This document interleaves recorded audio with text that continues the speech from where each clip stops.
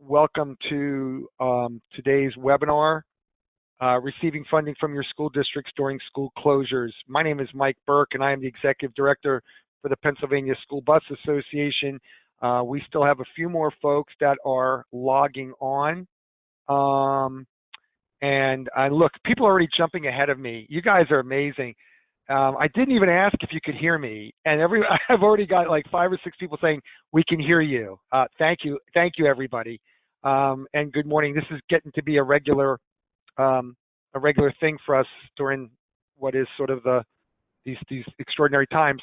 In case anyone is having problems, I think I put it up on the chat what the phone access and the phone number and access code is. So we're going to go ahead and get started. Again, I want to welcome everybody. I want to remind that everybody is on hold or on mute, and because we have a large audience, and so that's to avoid all the background noise that comes through. We have the Ask a Question function. I think everyone's pretty familiar with that. We'll ask that you please submit your questions to us using that function. We will try to get to everyone's questions in the time we have allotted. If we don't, we will add these questions to our frequently asked question list, which we are still working on and will publish in the near future. Also, following the Q&A, we're going to talk about and unveil a really great benefit that R.C. Kelly is making available to members through the Business Council program that will help you to get questions answered. So stay tuned for that following the Q&A. Again, I'll remind you this webinar is being recorded, and a link will be made available in the members only section of the PSBA website. And you will get all that information following in a follow-up email once this webinar is complete. So as we have been doing on these webinars, I wanted to kick this one off as well with some legislative and regulatory news. First, by now, you all know that the governor has closed our schools indefinitely. Initially, the governor had set April 6th as a date to reopen. He now has set that as a date to be determined. We, of course, will keep everyone up to date. Obviously, I don't think we're looking at anything coming anytime soon, but we'll keep you all up to date. With regards to regulatory information, FMCA has been sending out notifications of any waivers that have impacted our industry. At this time, waivers have been granted on the federal level for CLP holders, as well as dealing with CDL renewals and physicals. We have been keeping members updated. We communicated those changes in a March 24th member bulletin, and we'll include that information in the newsletter, which is being sent out early next week. I believe we've also posted those notices on our website in our helpful link section under our COVID-19 section, which has links to all of those notices that we're getting from FMCSA and the other agencies. On the state, the one I will point out, and I believe this one needs to be posted still, the one area where no waiver has been granted is with the drug testing. And so we'll be posting that information shortly, and that will be in the newsletter. So no waiver has been granted on that. A lot more information will be coming up on these waivers and other human resource issues in a Thursday webinar, and we'll have some more information on that one coming up. On a state level, we wanted to let you know that PSBA has submitted a letter to PennDOT.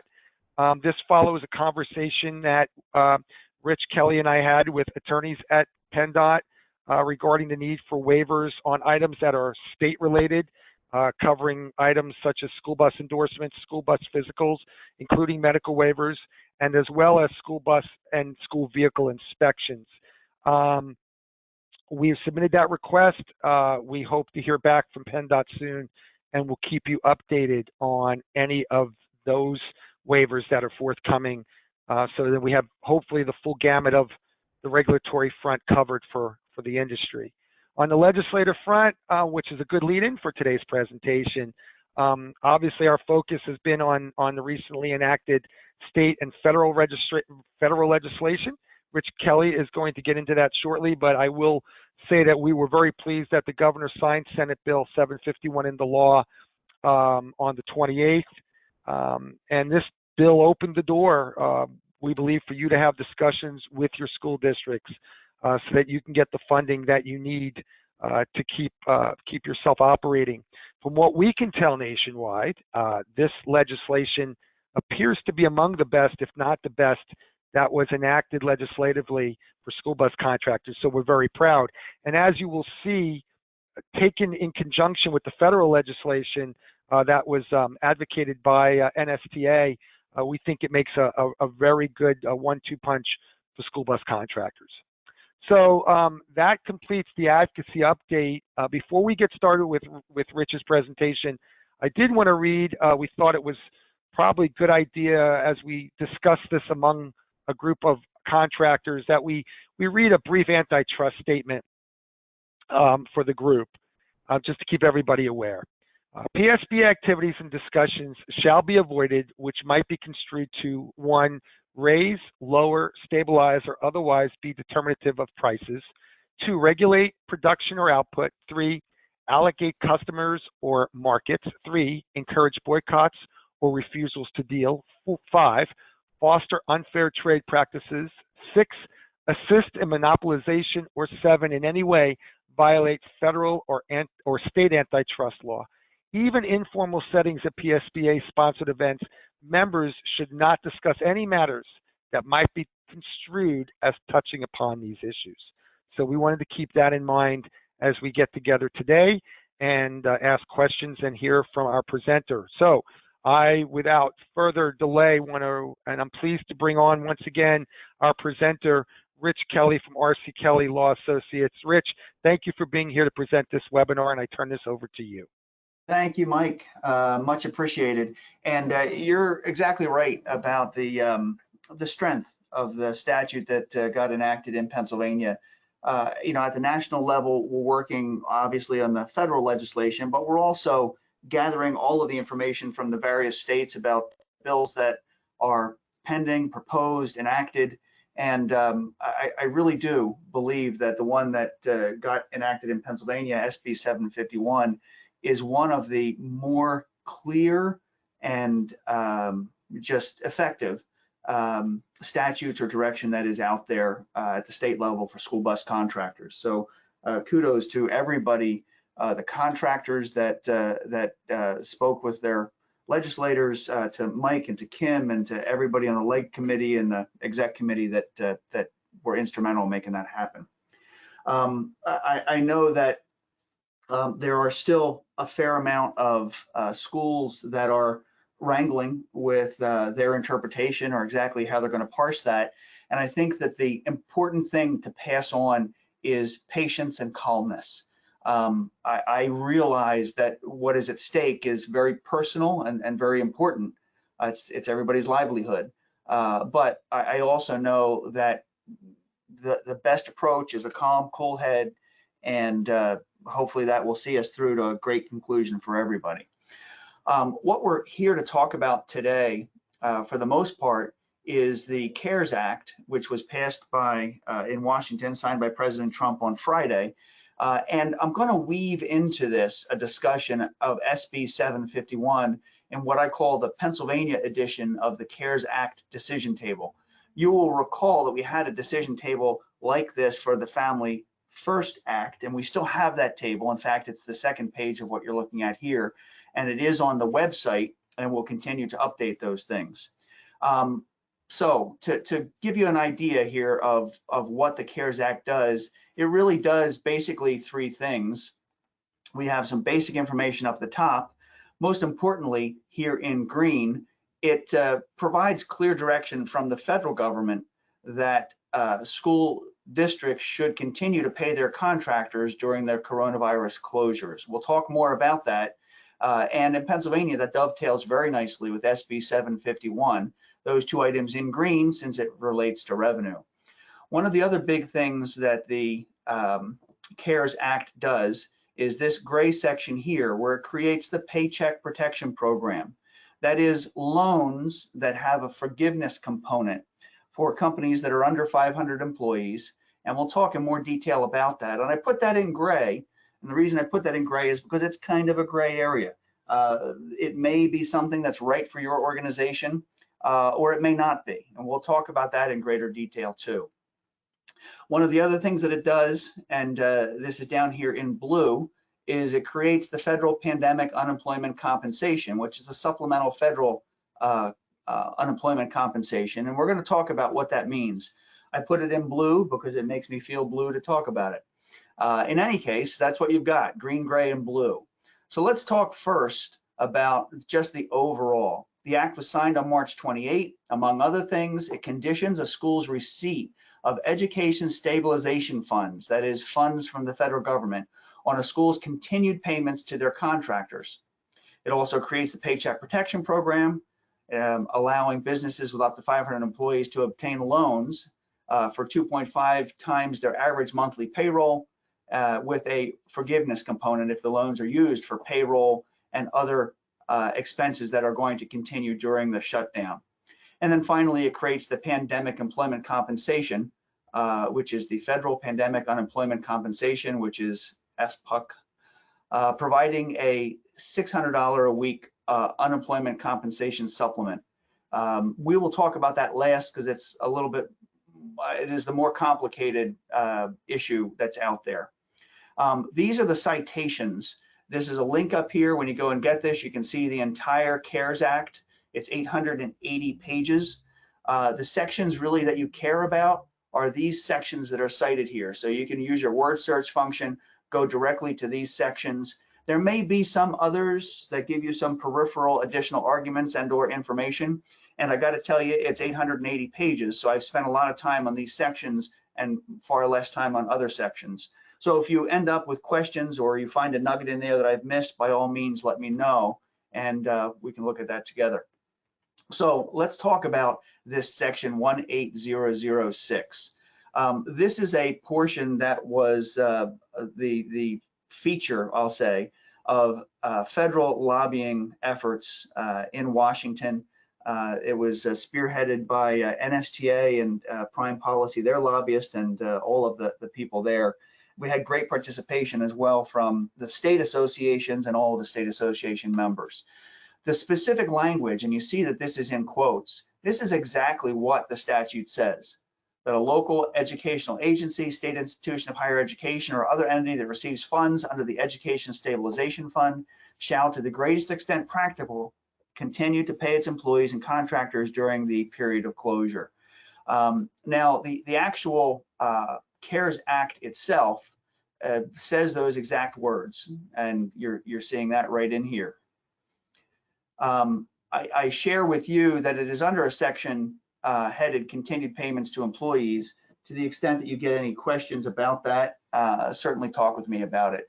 The important text, and this goes to how to read a statute, is the text here itself. And that is, again, the text that we were quoting right here, and that was quoted in sample letters that you can send out to your school districts. Coupled with that, in Pennsylvania, is SB 751. And note over here, this is not part of the federal act. It is not part of the CARES Act. It's not part of all this other stuff, which is why it's in a different shade of green. But in Pennsylvania, it is very, very relevant. I know that a lot of school districts that were kind of fence sitting on, should I pay, shouldn't I pay, what should I do, seem to move into, I'll say, a negotiation phase once the kind of two-sided approach was revealed on Friday. That is the federal statute and then the state statute. The state statute, SB 71, pretty clearly says that if a school continues to pay its school bus contractors, the school shall be eligible for reimbursement from the Department of Ed at the rate the school would have received had the pandemic of 2020 not occurred. And you know, my talking with many solicitors and just hearing from other sources, including you know, school boards sources and things like that, that seems to be interpreted exactly as it sounds. That is, the 100% payment this year of your the school bus contractor assures that you're not going to be jammed up next year when you need funding, which, as you know, is based on the previous year. Schools are approaching it a little bit differently. There are some that are looking to you know, make reductions, perhaps for fuel that won't be burned or other things. And we'll talk a little bit about how to approach that. I think that you have to approach it with an open mind. The school law confirms that schools are permitted to negotiate interim agreements. This was a big achievement because a lot of the guidance prior to this, schools were afraid to make changes or to negotiate interim agreements because they didn't feel that they were authorized to. But SB 751 very clearly gives them that authority and also the encouragement. I would go so far as to say requirement to do it.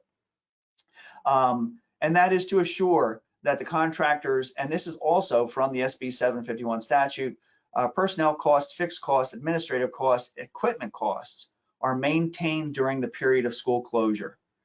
And then the third thing that it does is it puts a requirement on school bus contractors to submit weekly reports to your school confirming that staffing and equipment readiness is being maintained during the school closure. Again, there's no template or form for that. I think that that's the sort of thing you're going to have to arrange with each of your individual school districts. But it is also a tool to explain to them if they haven't stepped up or they haven't made those arrangements, how their failure to do that and those sort of things put in question some of the things that you need to do in order to assure that the equipment is there and assure that the employees are engaged and ready to return. So I'm going to move from there onto the Paycheck Protection Program. Again, if you receive payment from your school districts, ideally you're able to cover your fixed costs and you're able to pay your employees. And to the extent that that does not happen, there is the Paycheck Protection Program. And as I said before, this is a loan/grant program, meaning it's a loan, but if you use it for the right purposes and you do not reduce salary or headcount of employees, the repayment can be forgiven. It is available for businesses with up to 500 employees.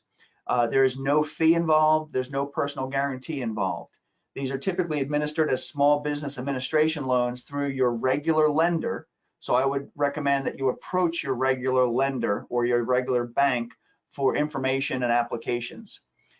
You are permitted to apply for up to 2.5% times your average monthly payroll.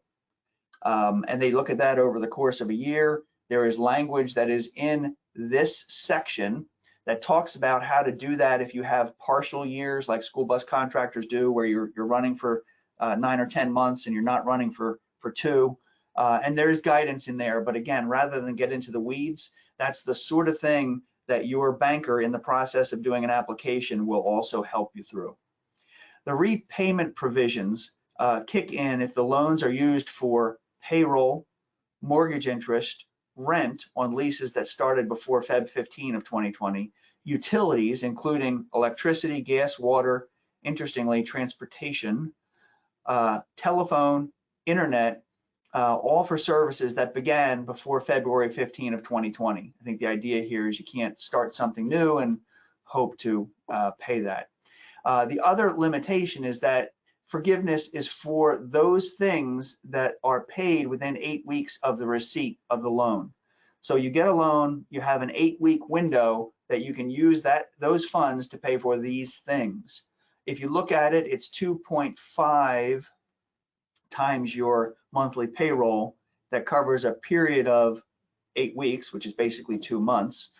So I would assume that that 0.5 is some amount that is intended to cover some of these things that are not payroll. Your normal lender will have information about these loans, but you should also consult with your tax accountant because there is the nexus of things that you may be eligible to receive tax credits for overlap with some of the things that you're able to get Paycheck Protection Program funds for. So absolutely loop your tax accountant into what's going on. And my discussion with various tax professionals, they are very much up to speed on the nitty-gritty tax implications of what's happening here. So do that. The other caveat is be aware of entity issues where the real estate owner of your facility may be different from your operating company. It is not unusual that your bus facility is owned by a different EIN, a different corporate or other business entity with a completely different tax identification number and things like that. The reason that I say that is that in those scenarios, typically the operating bus company pays rent to the company that owns the actual building, or the people that own the actual building.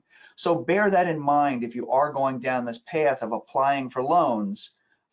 You may be thinking, okay, I'm going to cover the interest on my mortgage. Well, if you're applying in the name of your operating company, you don't have that interest in that business entity. You are likely paying rent to that business entity. So be aware of that. The other thing to be aware of is that forgiveness is reduced proportionately by the reduction in headcount and if salaries are reduced by more than 25%. Now, that will become relevant when we talk about your three options under the blue section, that is the unemployment compensation and how to treat that. And I put that in there because that's something that you absolutely need to factor in based on what your plans are for both application for these kinds of funds if you decide it's the right thing for you, and or payment that you receive from your school district. The citations to this section are all over here. Again, if you're looking for answers or connecting the dots here, these are the sections. You can get the statute here and you can word search it by using your little magnifying glass on your Adobe PDF, and it'll take you right to these sections, and that should really put you in the heart of what you want to do. Before we move on, understand that there are many, many, many other sections to this statute. There are also loans that you can apply for that are not forgiven.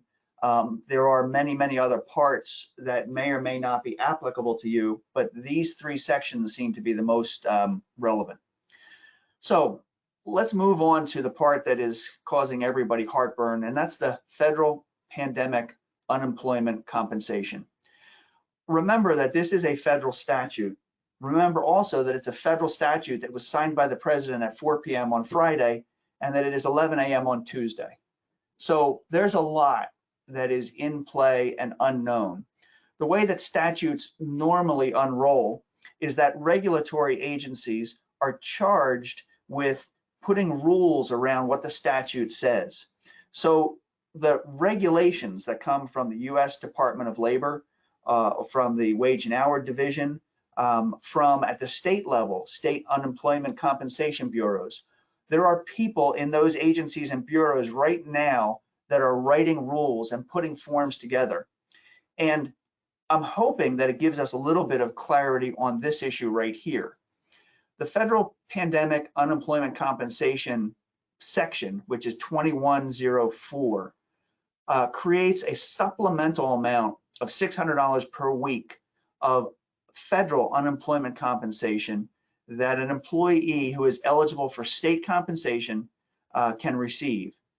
Benefits can be retroactive all the way back to January 27th of 2020 and can continue for up to 39 weeks ending on or before December 31 of 2020. Now, you really have three options as it relates to what status your employees fall into. And again, I think that you need to look at this on an employee by employee basis. You've got three options. One option being you are paying your employees 100% because you're receiving funds from your school district or you've received a loan.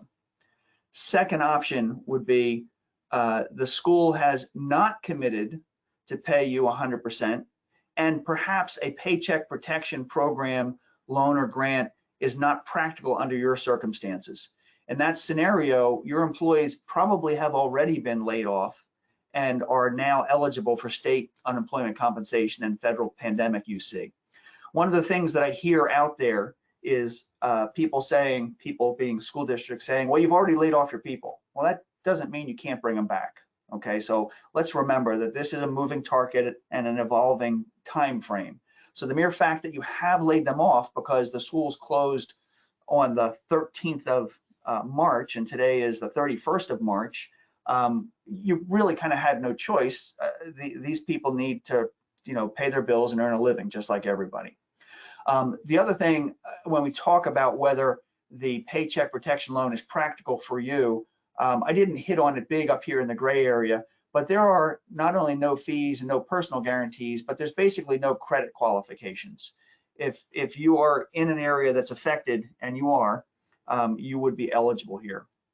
So option one, the contractor receives payment and pays the employees. Option two, the contractor hasn't received payment from any source and has the employees on unemployment. Option three is, I'll call it a split the baby option, where you may elect to reduce the employee's hours to a limited standby pay. It might be 1 hour per day, it might be a lump sum per day. You can kind of structure that any way you want. In that scenario, the employee headcount remains the same, but the salary is reduced. Now recall, when you get up here to the gray area, if you're looking at loans, one of the things that can affect your ability to get loan forgiveness is reduction of salaries. So here in option two, you have reduction of headcount, which can affect your repay forgiveness. And here you have reduction of salaries, which can also affect your repay forgiveness.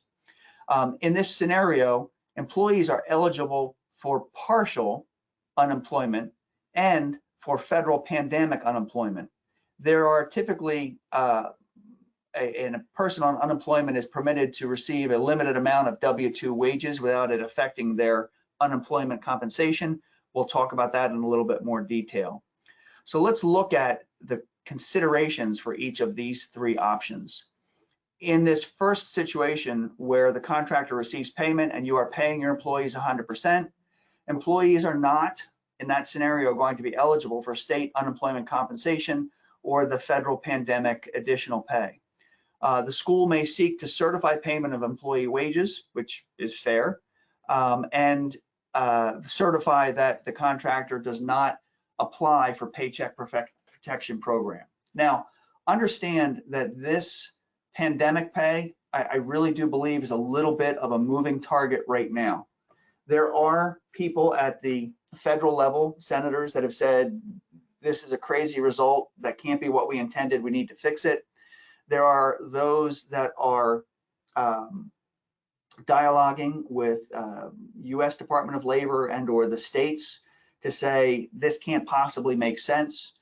My own reading of the 880 pages, I believe that there's enough interpretive space within some of these sections that would allow a state unemployment bureau to perhaps put one of these options ahead of the other, like, exhaust your state benefits and then you're eligible for federal benefits. Again, I can't say that that's what it would do or could do. I just know that there's a lot in there, and I would watch that carefully. So if you're in this scenario, you may end up with employees who feel unhappy because they want to receive this federal pandemic unemployment compensation. I think that you've got to approach it kind of day by day. Some school districts are taking a hard line saying, we're going to pay you 100% and you're going to pay the employees 100% because of SB 751 that says that if I pay you 100%, then my transportation reimbursement for next year will not be affected. So some of those schools, you may simply say, look, this is what the school is doing, this is why they're doing it, and that's the end of the story. In this second option, I think that a lot of contractors are either in this mode, coming out of this mode, or were put in this mode of having to lay off their employees because there was no money coming through the door. Again, the considerations are, under that scenario where the employee is laid off, the employee is eligible for state unemployment and federal pandemic pay. The school may refuse to pay for employee wages if there's no commitment to pay contractor employees, and there would be no eligibility for loan forgiveness if a paycheck protection program a loan is taken. So in those scenarios, I know some school districts are looking to back out amounts. Perhaps it's the fuel that's not being burned, or perhaps it's wages because those employees are on unemployment. There's not a lot of hard and fast guidance within SB 751, other than the fact that the statute itself, 751, actually says that a school district that is required to make these payments, and again, your sections here is required to make these payments in order to assure that they have funding for the coming year. And again, that's in this section 1 and section 2, and I believe is on page 33 of that SB 751 document. So read that carefully and be aware of that. Okay, so coming back to an example, and I use this as a Pennsylvania example. In Pennsylvania, unemployment compensation is typically 50% of an employee's normal wage. Let's assume that an employee earns $15 an hour and they work 25 hours per week. They would normally earn $450. The unemployment compensation of 50% would be $225 per week.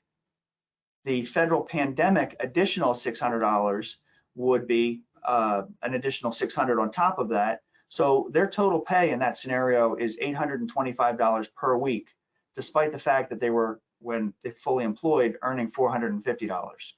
Now, you can understand why an employee would be interested in receiving that. And I know that there are many, both contractors and school districts, that are looking to, number one, validate that that is actually going to be applied that way. And if it is applied that way, looking to try to the greatest extent possible, give the driver the benefit of whatever benefits they may be entitled to.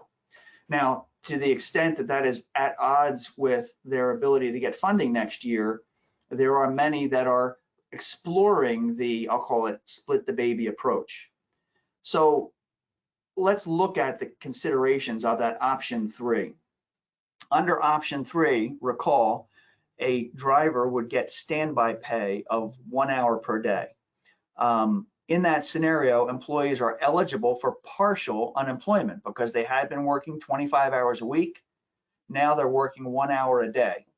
And you can actually require them to do something for that 1 hour a day, whether it's training materials or maintaining a bus or whatever that is, or not. Or perhaps they're doing safety training, or perhaps they are simply being ready. That is something you can compensate them for as standby pay. A school in that scenario may refuse to pay for all of employee wages if there's no commitment to pay contractor employees in full. Also be aware that eligibility for loan forgiveness under a paycheck protection program would be reduced by the amount of salary reduction, so it may actually be eliminated. Again, we went through that math, okay, of what that means. And the second step in the math here is that W-2 wages of up to 30% can be earned by the employee on unemployment. If you run that scenario out for the employee making $15 an hour, the amount that they could receive is 30% of their unemployment compensation benefit, which is $67.50.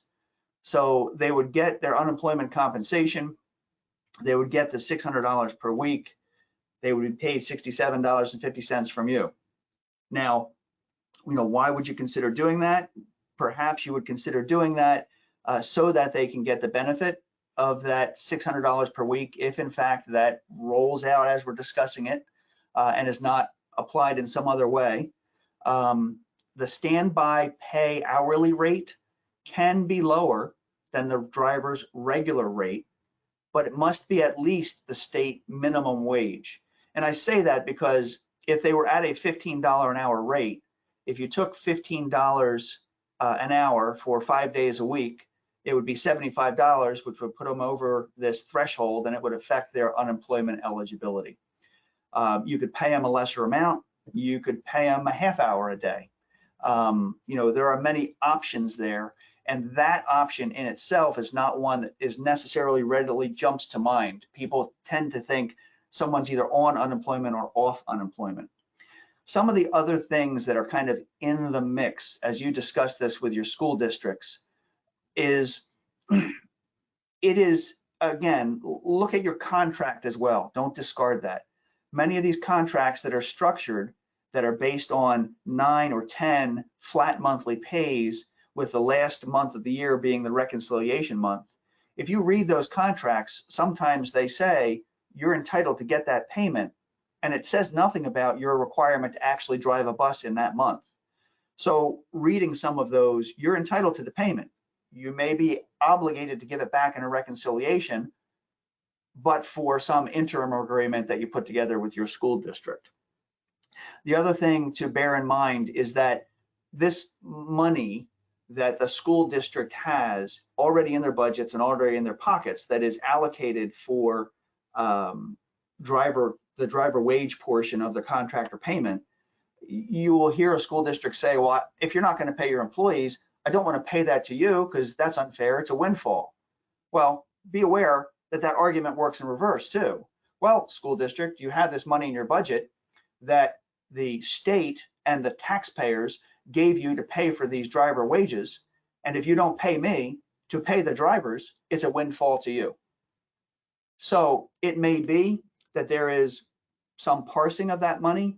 It may be that that money is held, in other words, paid to the contractor so that they don't get sideways of SB 751, with the agreement that those funds that are not being paid currently today to a driver will be paid to a driver at some point in the future.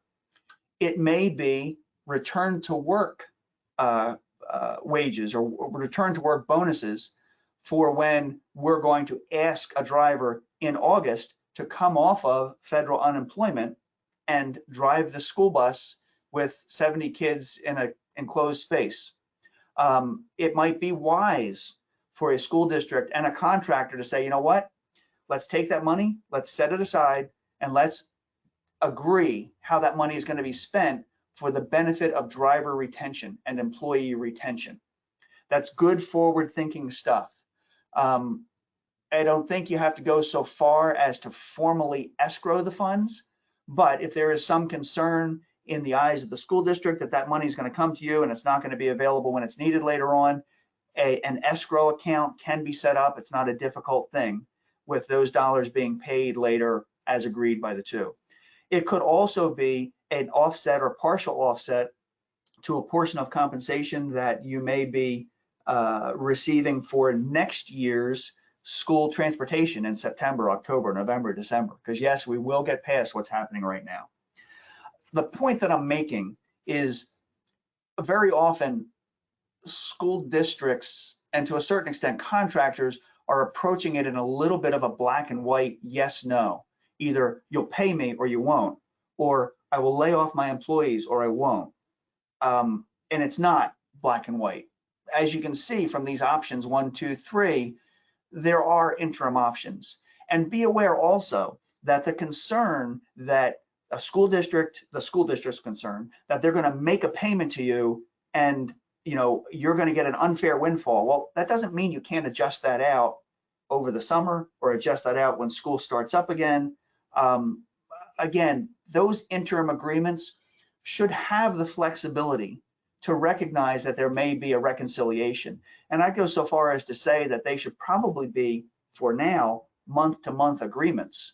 You may have a month-to-month agreement that can renew or something of that sort, but it is all about being open-minded, everyone having the benefit of the most up-to-date and comprehensive information that they can get, and just working together. My impression is that by and large, school districts want to do the right thing. They were struggling with guidance. They've now received guidance, and hopefully we're going to see them through to the finish line in a way that covers fixed costs, covers employees' wages, and or gives them the benefit of benefits that may be available from the CARES Act and others. Before I launch into questions, Let me just kind of go down here and talk about the throw-ins, okay? State and federal regulations and or legislation may change or clarify that federal pandemic unemployment compensation and other parts of this. I'm aware that in Washington, they are already working on a coronavirus 4 piece of legislation, so there will likely be changes. Open communications with your school and with your employees is best. It is okay to tell them that it is uncertain and unclear what's going to happen in the very short future, but remind them that they are good right now. And if there's anything they need right now, today, talk to me and let me help you. And they may need to be reminded that it's a moving target and that you have their best interests at heart and in mind. Good, clear interim agreement documents with your schools and good, clear communications documents with employees is critical. Once you reach an agreement with your school, I recommend that you memorialize it. Your first step of doing that is likely an email. Thanks for talking with me, ABC, XYZ, this is what we agreed to. If you haven't gotten communications from your school district yet, you can use the sample letter that we sent out and you can modify that for your own purposes. As a second step to that, there have been many contractors that have reached out to their school district and they have had their school district say, well, we don't know what all this stuff means. We're not sure, and we're looking at it, our solicitor's looking at it. In those scenarios, R.C. Kelly Law can do an opinion letter to you.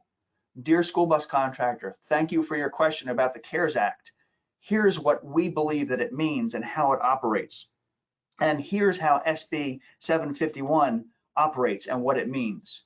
And that letter, while it is written from me to you, answering the question that you had, is written in a way that you can share that with your school district and say, hey, guess what? I asked a guy and I got this answer and thought I'd share it with you. That's a good non-confrontational way to share the benefit of the research and the knowledge and that kind of stuff. Employers should speak with their banks, their lenders about the CARES Act loans and grants, and also speak with your tax professionals about the tax implications of not only what is happening under the CARES Act, but what is happening by way of the reduction of revenue and all of the crazy things that are happening right now. This table and everything we're talking about, it's for training purposes only. It's not legal advice. You should consult with legal counsel to review your specific circumstances. Things are evolving, amendments are pending. Be sure to be mindful of that. And let me close before we go to questions by reminding you of the antitrust stuff. It's real. I did some training in Maryland just recently, and while researching there, pulled up some antitrust action that was filed by their state attorney general under against one of their school bus trade associations. And the heart of the litigation was the fact that these contractors got together and met, and they decided to take concerted action. And this was about a negotiation.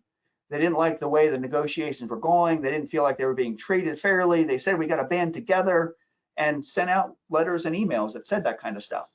And the school received it, gave it to the attorney general, and the attorney general filed cease and desist orders against the trade association saying this is a violation of antitrust rules. You cannot collaborate to control the market or reduce services or boycott or all of those things. So open training, open discussion, all of the things that we're doing here is permissible, but getting together to to control markets or control competition is not something that is permissible. I've talked a lot. I hope it was helpful. Mike, maybe we have some questions. We do, Rich. Thanks again. That was tremendous. And we do have some questions lined up, so I will get started. First question, how can we ensure that our employees will remain with us if we're sending them a check? Is it not possible that they could continue to collect that check as well as working for someone else? And also it goes on, how can we ensure that this will not happen? What would the ramifications be if we lose some of the employees that we have been paying and we are unable to meet the service requirements when schools start back up? And that's a lot, but that's Yeah. understandably a concern. Um, Under normal circumstances, the unemployment compensation department sends questionnaires to the employer asking things like, are they being unemployed? Are they being employed? Things of that sort. If there is an unemployment component to it, like a partial wage or something like that, you're going to be reporting that. But if I understand the question, it's really the other scenario. They're saying, I'm going to pay my drivers, my employees 100%, and I want them to stand by and not take other employment, not double dip, not be unavailable when I need them. And a lot of that is communications with your employees. And you'll recall in previous training that we had here, we actually, I think, had provided a template, or can provide you a template of agreements for the terms of this standby employment.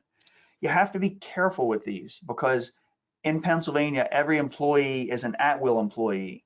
So you want to be careful that whatever agreement you make with them, to the extent that you memorialize it in a document, doesn't change them from being an at-will employee to an employee who you can only terminate for cause or under certain circumstances. Now, there's two sides to that coin, because on one hand, an at-will employee, you can terminate at any time, but they can also leave at any time. So if you are looking for some sort of agreement in exchange for some sort of pay for them to be available on a certain date or when school reopens, that can be done. And it's in a document and in its agreement. And it's the sort of thing that is going to be a case-by-case thing that you'll want to do. What I would suggest is, if you're putting something like that together, it should be able to be used for all of your similarly situated employees, and we'd be happy to look at that and provide a little bit of guidance. So hopefully that helps. Okay. Next question. Is there anything preventing a contractor collecting their regular contract pay for retaining all employees and assets and receiving the Paycheck Protection Program loan? I think that the scenario there is going to go down to the forgiveness portion. Recall that forgiveness is reduced proportionally by your reduction in headcount, and it's reduced proportionately if salaries go below 25% or reduced by more than 25%. So while you can receive conceivably funds from both sources for that, it will likely not be forgiven. And I go down to my other caveat down here about open communications with your school and with your employees. The last thing that you want to do is have your school think that you're doing one thing when you're doing something different. So I think that open communications with everybody and memorializing agreements is the way to go. Okay. Just to clarify the unemployment compensation part of this, that $600 is an increase to the maximum. That's a question. A lot of people have been freaking out that this is an increase of $600, meaning people would automatically get $1,175 per week. Let me see if I can get you to, and I think it's on page, I want to say 99. If I can do this for you here.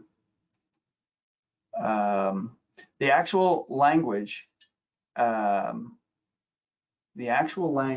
in the statute says that it is additional. It's actually on page 99. So let me go a couple more pages here for you guys.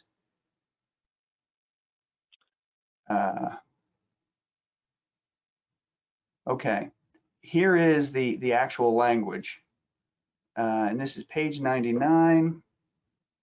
And this section up here, the federal pandemic unemployment compensation. This section up here basically says that the states will work to administer and blah, blah, blah, blah, blah. But the heart of it is in a manner such that the amount of regular compensation, including dependence allowances, payable for any week shall be equal to the amount determined under the state law before application of this paragraph, plus an additional amount of $600 in this section referred to as pandemic unemployment compensation. So it's not up to, or it's not in addition to, it's not, that's what it says. That's exactly what it says. Now, again, I caution you that this is one page of an 880-page document. And while I read through it last night preparing for this, there were a number of sections that I felt perhaps gave the flexibility for a regulatory agency to apply this with common sense. You know, perhaps the $600 is after state is exhausted. Perhaps, again, I don't want to go into too much detail, but that's the words. And that is the part that has everybody kind of up in concerns and arm waving. So stay tuned for guidance. And I'm sorry, I don't have a better answer for you. What else have you got, Mike? Got it. A school district is using the fact that we have laid off our employees as a reason to not negotiate our contract and therefore not to pay us anything because we cannot give the weekly reports confirming the employee readiness because we have no employees. We have offered to bring the employees back based on the school's willingness to fund. So far, they have refused. Is this legal, and what is the best approach to win this argument? I think a lot of that really is they're taking, I think, a generous interpretation, we'll say, of this section. You know, this is SB 751. The school entity may renegotiate a contract for all of these things. And again, it's not just personnel, but it's also fixed costs, including administrative and equipment to assure that they're maintained. In this first section, okay, is where it says you're going to make these reports, okay, saying that you either are ready or you're not ready. And again, if you have a reasonable belief that your people, whether they're on unemployment or not on unemployment, are ready and willing to go because you've either emailed them or you have been on a Zoom meeting with them or whatever, maybe they signed something when they left saying, yep, I promise, boss, I'm ready to roll, then you can legitimately certify that you have maintained your complement level prior to what was on March 13. The fact that they're on unemployment does not prevent that, and I would be happy to help somebody draft that language. Now, again, look down in here. If a school entity, and this is the part that, again, I think that they need to be reminded of, if a school entity continues to pay a school bus transportation contractor or operates its own school bus transportation, the school entity shall be eligible for reimbursement from the department at the rate the school entity would have received had the pandemic not occurred. That really seems to me to mean that their compensation is going to be based on what they pay you now. And I know school districts are interpreting it to say, look, I've got to pay you your normal amount so that I can get my normal amount next year. Remind them too, okay? The school district that says, well, how can you verify these people are coming back? You do it every summer. Every summer, they leave in June and they come back in August, okay? So if they say to you, it can't be done, you say, I do it every year. Got more questions, Mike? Sure do. Is there room, while we're on Senate Bill 751, is there room in Senate Bill 751 to be creative in the levels of staffing we choose to maintain? Will the school still be eligible if drivers are collecting over that time? Well, this is the section in the statute 751 that relates to that. During the period of school closure, the school bus transportation contractor shall submit weekly documentation to the school that its complement levels remain at or above the March 13, 2020 level. So number one, okay, if they're not paying you, I don't read this as requiring you to do anything because you're going to do this in order to continue being paid. So if they're not paying you, well, then you don't have to play that game. But I think that again, that whole issue of whether the compensation includes the pay for the drivers or not, there are some schools that are deliberating over that. There are some that have already said, we're going to pay you you need to pay your employees, end of story. So hopefully that answers the question. If money is set aside in an escrow account for a return to work bonus program, does this qualify in the forgiveness part of the PPP loan program? That's a real good question, because as I read that portion of the CARES Act, it says that you need to do two things. You need to use it for those payroll expenses, but recall that it has to be paid within 8 weeks of receipt of the loan. So I think you've got to be mindful of that 8-week window. And each situation is going to be a little different. Okay. What other questions do we have, Mike? If our contract guarantees 180 days, does that trump the legislation because they have the ability to pay because of the legislation, but they're still obligated by the legal document? I would say yes. If you have a contract that gives you guaranteed days, I do not interpret SB 751 as getting in the way of that contract. In fact, I would interpret SB 751 to say if you don't have that language, that's how it works. So. Yep. There is a question about subtracting fuel costs to contractors, even though there's no fuel being purchased. The thought that we may be receiving a windfall of no fuel being used. Yeah, fuel is a real variable issue, because there are some schools that pay for the fuel. There are some where the fuel agreement is wrapped up into an IU consortium. There are some where the fuel purchase agreement with the fuel supplier is dependent upon a minimum gallons purchased annually. So the fuel provisions and how you treat it are all over the board. But there is a lot of people talking about adjustments for fuel, and people that may find that it makes sense to agree to that adjustment. But again, you've got to look at it in your case-by-case situation. Will school districts get reimbursed 65%, or maybe this is more or less, will school districts get reimbursed for their fixed costs and operating costs if we leave drivers on unemployment, and how do we prove that to them? How do they prove that they are? So they're basically wanting reimbursed for everything else other than the personnel part if the drivers stay on unemployment. And that's been an approach that I've seen and heard, and that's the one where they're trying to let the drivers get the benefit of what's out there by way of unemployment benefits. There are some odd things with that though, because again, they're normally unemployed over the summer. They're eligible for the benefits, but they're not necessarily eligible because of COVID-19, but because school is normally closed in the summer. The way I read CARES Act, it's likely going to be that they're still eligible for the additional pay to the extent that that additional pay actually works the way everybody thinks it might work. So I feel like I didn't really answer the question, but I have a suggestion. And that suggestion is actually going to bring us up to kind of the end here. We are mindful of the fact that there's lots and lots and lots of questions.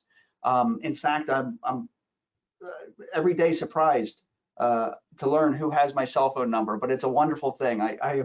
We are happy to be needed and happy to be helping everybody. We really are. So what we've done is we've put together a business council program hotline. And this is a pretty clever piece of software that the team here is working on. These are 30-minute open sessions that you can go online and click on your 30-minute open session, and you'll get one of the staff members here that can listen to your specific situation and provide you some specific guidance. If you've gone and signed up for an appointment with a hairdresser or something like that, you've probably seen similar software. So we're going to be setting those up. You'll get a link where you can sign up for time slots, and I think they're starting on Thursday and Friday. And I know I'm signed up for a number of them, as is the rest of the staff. One of the other things that we've got going on is an HR considerations webinar That will be at 11 a.m. this Thursday by everybody's favorite speaker, Grace Kelly. She's going to talk about specifically the HR issues. And wrapped into that is this whole issue of unemployment, how to approach it, how to communicate with your employees that are affected by it, or perhaps unhappy because of it, or not understanding it. There's a lot of other, I'll call it fringe issues, just related to all of this that we're dealing with. And Grace will be able to answer those questions for you. And she is also going to be on the hotline as well too. So I know that we have more questions. I realize that, but I also know we're at the end of our hour. Mike, if I'm remembering right, we're collecting these and we're hoping to provide as many answers as we can. Some of them are pretty specific, so they might be better for a one-on-one call. But why don't you kind of let us plans are? Absolutely. Yep. So we, Christina is also on this call. She has been copying and screenshotting all of these questions, and we are putting together a frequently asked question document. But again, as I look through some of these, they are somewhat specific situations for your district and situations some of you are going through. Definitely would recommend you, there's some, more information will be forthcoming on the BCP hotline that Rich just described and becoming fairly rapidly, because I think the questions you have will be really well suited for the hotline. We will go ahead and collect these questions, and we'll be getting answers to everybody, and we'll get this FAQ out for everyone and then post it on the members only section of the site, where we also post these webinar links. So Rich, with that being, I want to thank you again for helping our members out. We really appreciate the information you provided. Someone did ask me, this decision table, as I call it, this is the son of decision table, because this is the second one you've done for us. At some point, will this be available as a handout to the members? Understanding that it is always subject to change. Yep, it is always subject to change, and it is available right now at rckelly.com/COVID-19 update. All one word, no dashes. So if you go to that link, which is the same link that you had before, it was the same link that you had before for this table, the Family First table. It's now a 2-page document. Family First is page 2, and CARES Act is page 1. It is at the same link. If you get the old document, when you click on it, you may need to clean out the cache of your browser. And if you don't know what that means, talk to a millennial. Or give one of us a call. One of us can help you out. But yeah, you need to. We can help you with that too. So yes, we'll be able to help you out. Excellent, excellent. Everyone, thank you again for this. Stay tuned. Again, register for the Thursday webinar with Grace. She'll be covering some additional aspects of HR, and then of course we'll keep everybody up to date as things change. And we believe that we'll have that link to you in a couple of hours in a follow-up email once we get the recording of the webinar set to go. So again, thanks everybody. Please be safe and stay in touch. Have a great day. Rich, thank you again. Thank you, everybody. Good luck.